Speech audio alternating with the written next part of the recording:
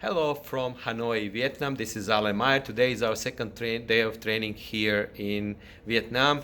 And lots of sales managers here deal with the government-owned companies. And the dynamic of the conversation is, of course, totally different than, for example, culturally different than in North America or Europe or Latin America.